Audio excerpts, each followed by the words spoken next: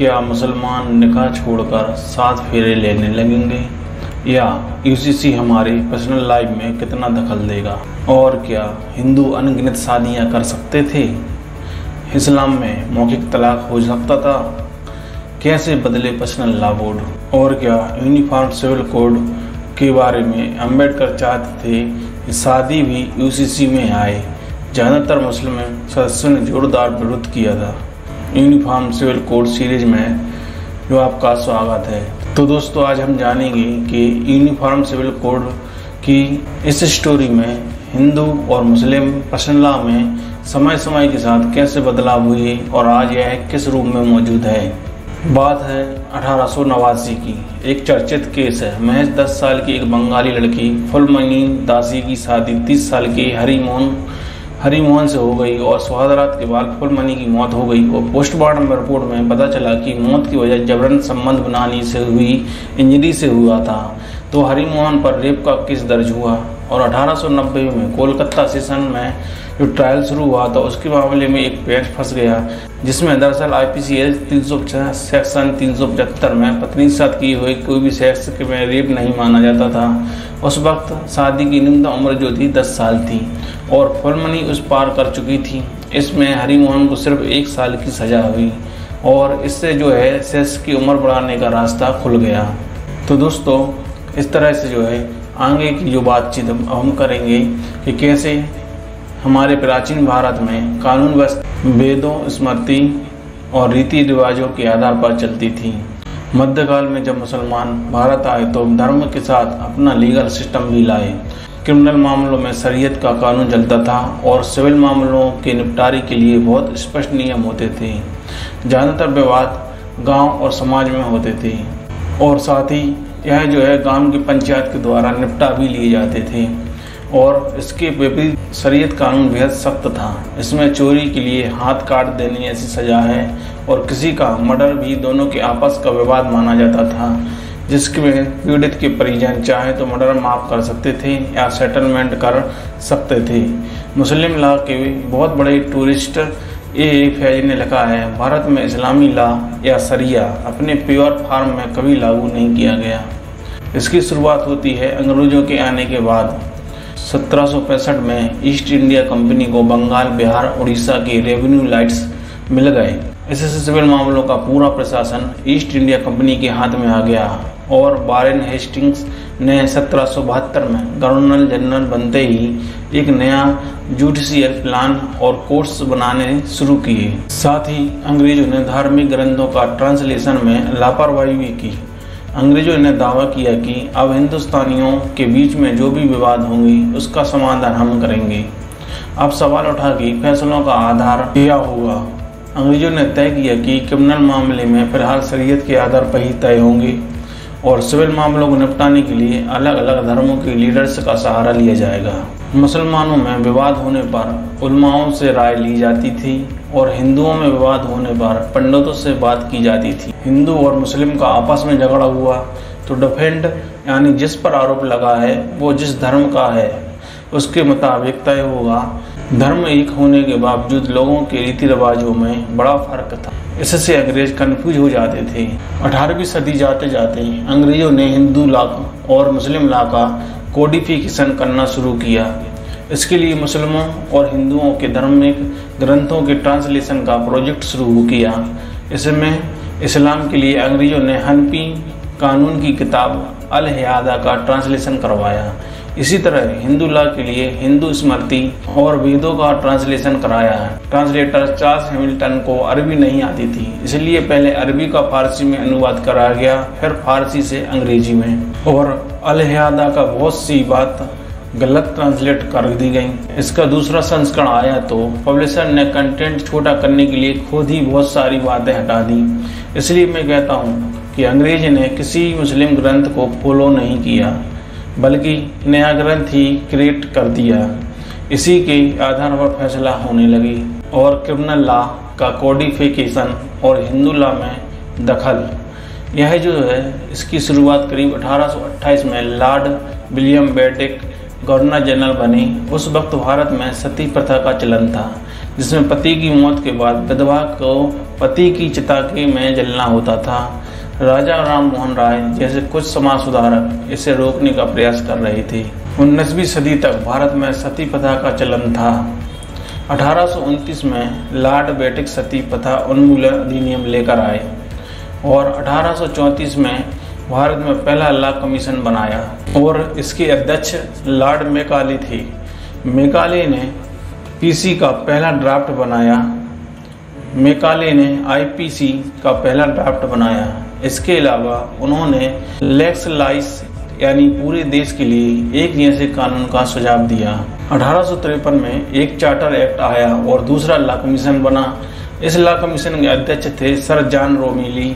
उन्होंने CPC civil कानून लागू करने की प्रक्रिया से जुड़े नियम और सीआरपीसी सजा देने वाले प्रोसेस और उससे जुड़े हुए नियम और आईपीसी किस धारा के अपराध के लिए सजा हो इससे जुड़े नियम का ड्राफ्ट तैयार किया। 1861 में तीसरा लॉ कमीशन बना। इंडियन एविडेंस एक्ट, सबूतों गवाहों से जुड़े नियम, इंडियन कॉन्ट्रैक्ट एक्ट यानी नौकरी खरीद बिक्री से जुड़े नियम और द ओथ एक्ट बनाए। इन कानूनों के आने के बाद 1873 तक भारत में क्रिमिनल लॉ का कोडिफिकेशन लगभग पूरा हो गया। 1891 में एज ऑफ कंसेंट एक्ट लाया गया। लड़कियों के लिए सहमति से सेक्स करने की अनुमति मिली। 1929 और 30 में चाइल्ड मैरिज एक्ट यानी शारदा एक्ट पारित हुआ, जिसमें लड़कियों की शादी की न्यूनतम उम्र बढ़ाकर 14 साल और लड़कों की 18 साल की गई। 1937 में ही एक बड़ा कदम उठाया गया जब शरीयत एक्ट 1937 पारित किया गया। इसमें मुस्लिमों की शादी का उत्तराधिकारी से जुड़े हुए नियम थे। 1939 में डिसॉल्यूशन ऑफ मैरिज एक्ट पास हुआ, जिसमें मुस्लिम महिलाओं के तलाक के नियम तय किए गए। इसके अलावा मुस्लिम लॉ में न अंग्रेजों ने न ज्यादा छेड़छाड़ की और न आज़ादी के बाद कोई खास बदलाव हुआ। जब नेहरू हिंदू कोड बिल लाए तो उसका श्यामा प्रसाद मुखर्जी और डॉक्टर राजेंद्र प्रसाद जैसे लोगों ने भी विरोध किया, लेकिन एक कानून पारित हुए और समाज ने स्वीकार भी किया। मुस्लिम लॉ में सुधार बरवक्ता छत्ता जैसे रहे। जब 1951 में अंबेडकर ने नेहरू के समर्थन से हिंदू कोड बिल संसद में पेश किया, इसके कुछ प्रमुख प्रावधान थे, जिसमें हिंदुओं में मृत्यु के बाद विधवा और पुत्र पुत्री की संपत्ति बंटवारे से जुड़े नियम था और शादी से जुड़े प्रावधान, जिसमें हिंदू पुरुषों के एक से ज्यादा विवाह पर रोक थी। हिंदू महिलाओं को तलाक का अधिकार था। संसद में 3 दिन बहस चली। इसके विरोध में कहा गया कि हिंदुओं को कानून से छेड़छाड़ क्यों। संसद में बाहर करपात्री महाराज ने नेतृत्व में एक बड़ा प्रदर्शन शुरू हो गया, क्योंकि उन्होंने बिल का और जवाहरलाल नेहरू को वाद विवाद की करने की खुली चुनौती दी। उनके साथ राष्ट्रीय स्वयं संघ, हिंदू महासभा और दूसरे विरोधी साथ थे। तमाम विरोधों और आम चुनाव नजदीक होने की वजह से नेहरू हिंदू कोड बिल को टाल गए। अंबेडकर ने हिंदू कोड बिल समेत अन्य मुद्दों को लेकर कानून मंत्री के पद से इस्तीफा दे दिया।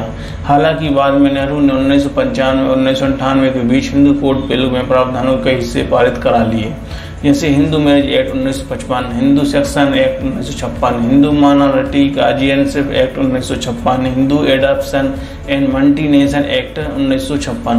हिंदू मैरिज एक्ट आने के बाद हिंदुओं में से एक शादी का नियम लागू हुआ, वरना 1955 से पहले हिंदू चाहे जितनी महिलाओं से शादी कर सकते थे। हिंदू लॉ आखिरी बड़ा एलिमेंट 2005 में आया, जब हिंदू सेक्शन एक्ट में बेटियों को भी पिता की संपत्ति में बेटों की तरह बराबर का हक दिया गया। आज़ादी के बाद सिर्फ एक बड़ा कानून पास हुआ जो मुस्लिम लॉ को इम्पैक्ट करता है। मुस्लिम महिला विधेयक 2019 के तहत 3 तलाक के मामलों को दंडनीय अपराध माना गया और आज ये लगता है कि यूनिफॉर्म सिविल कोड मुसलमानों को ज़्यादा प्रभावित करेगी, क्योंकि मुस्लिम लॉ में जितने रिफॉर्म होने चाहिए थे उतने नहीं हुए। यह कहना है फैजान मुस्तफ़ा जी का। तो दोस्तों आगे बढ़ते हैं। अब हम जानेंगे कि अम्बेडकर चाहते थे कि शादी भी यूसीसी में आए। ज़्यादातर मुस्लिम सदस्यों ने जोरदार विरोध किया। तो दोस्तों बात है 23 नवंबर 1948 और दिन मंगलवार सुबह के 10 बजे थे कि नई दिल्ली के कॉन्स्टिट्यूशन हॉल में संविधान सभा की बैठक शुरू हुई और अध्यक्षीय कुर्सी पर उपसभापति एस.सी. मुखर्जी थे। बॉम्बे के सदस्य मीनू मसानी ने आर्टिकल 35 के यूनिफॉर्म सिविल कोड का प्रस्ताव रखा और पूरे भारत में नागरिकों के लिए स्टेट एक यूनिफॉर्म सिविल कोड सुनिश्चित करने का प्रयास करेगा। इसके बाद प्रस्ताव पर जोरदार बहस शुरू हुई, जिसमें खिलजी और अंग्रेजों तक को घसीटा गया। यूनिफॉर्म सिविल कोड स्टोरी में हम जानेंगे कि इसके खिलाफ कौन थे और इसके हमदर्द कौन थे। तो इसके खिलाफ थे मौलाना हजरत मोहानी और एक थे के.एम. मुंशी। और तो दोस्तों, यह बात निकल कर आती है कि जैसे यूसीसी ऐसा कानून आता है तो पर्सनल लॉ को बाहर रखना चाहिए, क्योंकि पर्सनल लॉ लोगों के धर्म और कल्चर का हिस्सा है। जो सेकुलर देश हम बनाना चाहते हैं उसमें हमें लोगों के धर्म जीने के तरीके में दखल नहीं देना चाहिए। हमारे देश में बहुत सारे कानून पहले से पर्सनल लॉ बोर्ड में दखल देते हैं, लेकिन 175 साल की ब्रिटिश रूल में भी उन्होंने कुछ पर्सनल लॉ को नहीं छुआ। पर्सनल लॉ कुछ धार्मिक समूहों के लिए दिल के बहुत करीब है। जहाँ तक मुसलमानों का सवाल है, उनके अपने इस्लाम आधारित उत्तराधिकारी, विरासत, विवाह और तलाक के कानून हैं। पी. पोकर साहेब बहादुर, जो संविधान सभा के मद्रास से मुस्लिम सदस्य थे, उनका कहना था कि ब्रिटिश इस देश में 150 साल तक शासन कर सके, क्योंकि उन्होंने कम्युनिटीज को उनकी पर्सनल लॉ फॉलो करने की गारंटी दी। जब हम आज़ाद हो गए तो क्या कम्युनिटीज को उनके धार्मिक रीति रिवाज प्रैक्टिस करने की इजाज़त छीन लेंगे? तो मैं पूछना चाहता हूं कि यूनिफॉर्म सिविल कोड में किसी कम्युनिटी के कौन से रिवाजों का स्टैंडर्ड माना जाएगा? ये आर्टिकल 19 में दिए गए फंडामेंटल राइट्स के भी खिलाफ है। एक डेमोक्रेसी में मेजोरिटी की ड्यूटी है कि वो माइनॉरिटी के अधिकारों की रक्षा करें। अगर ऐसा नहीं होता तो ये तानाशाही है। इसके बाद प्रस्ताव में समर्थन के सदस्यों ने भी अपनी जो है पक्ष रखा और बहुत सी बातें बताई। जैसे के.एम. मुंशी ने संविधान सभा के बॉम्बे के जनरल सदस्य थे। इस प्रस्ताव के विरोध में दो बातें कहीं। ये पहली बात है, आर्टिकल 19 के फंडामेंटल राइट्स को उल्लंघन करता है। दूसरा, देश के मॉनिटरी के लिए तानाशाही भरा फैसला होगा। विरासत, विवाह आदि पर्सनल लॉ के खिलाफ भला क्या देना, मौलिक अधिकारों के खिलाफ नहीं है। एक संविधान प्रस्ताव मौलिक अधिकारों की रक्षा, प्रावधान और खासतौर पर लिंग समानता आएगी। साथ ही भीमराव अम्बेडकर ने संविधान ड्राफ्ट कमेटी के अध्यक्ष थे। इन्होंने कहा कि इस देश में एक कंप्लीट यूनिफॉर्म सिविल कोड ज़्यादातर सिविल कानून के यूनिफॉर्म और सिर्फ शादी उत्तराधिकार के मसले पर दखल नहीं दे पाए और आर्टिकल 35 के जरिए ही छूना चाहते हैं। मुसलमानों में शरीयत का पालन पूरे देश में एक जैसा नहीं है। यूनिफॉर्म सिविल कोड वैकल्पिक व्यवस्था है।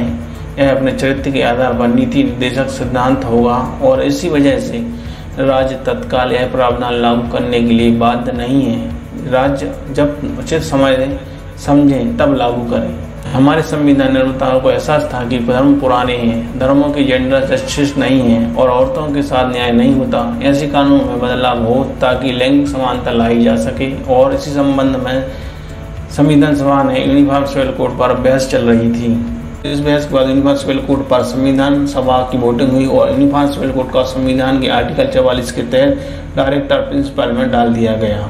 तो दोस्तों, आगे हम समझेंगे कि यूनिफॉर्म सिविल कोड को संविधान के डायरेक्ट प्रिंसिपल में क्यों डाला गया। डायरेक्ट प्रिंसिपल होते क्या हैं, इनमें क्या क्या बातें शामिल होती हैं, जिस पर फिलहाल कोई बात नहीं हो रही है।